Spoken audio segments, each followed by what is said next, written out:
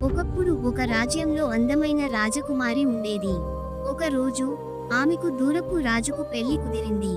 ప్రయాణానికి బయలుదేరే ముందు ఆమె తల్లి 3 గొప్ప బహుమతులు ఇచ్చింది: మంత్రిక హ్యాంకచీఫ్, నమ్మకమైన గుర్రం ఫలాదా మరియు ఆశీర్వాదం.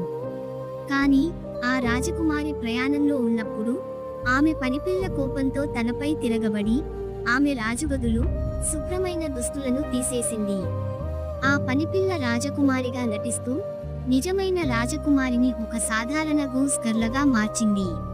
నిజమైన రాజకుమారి ప్రతిరోజు ఫలాదా తల దగ్గరికి వెళ్ళి తన బాధలను చెప్పేది. "ఓ ఫలాదా, నా తల్లి ఇచ్చిన మాట నాకింకా గుర్తుంది" అని చెప్పేది. ఫలాదా కూడా జవాబిచ్చేది, "రాజకుమారి, నీ నిజం ఒకరోజు బయటపడుతుంది."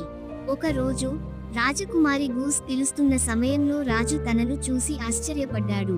ఈమె ఎవరో ప్రత్యేకంగా కనిపిస్తోంది అని అనుకున్నాడు. చివరకు రాజు ఆమె కథ వినగానే నిజం బయటపడింది. నిజమైన రాజకుమారి తిరిగి తన స్థానాన్ని సంపాదించింది మరియు రాజకుమారుడితో పెళ్లి చేసుకుని హాయిగా జీవించింది. ఇది మనకు చెప్పే విషయానికి ఏమిటి? నిజం ఎప్పుడూ వెలుగు చూస్తుంది. మనసు శుభ్రంగా ఉండాలి, అప్పుడు విజయం మనదే.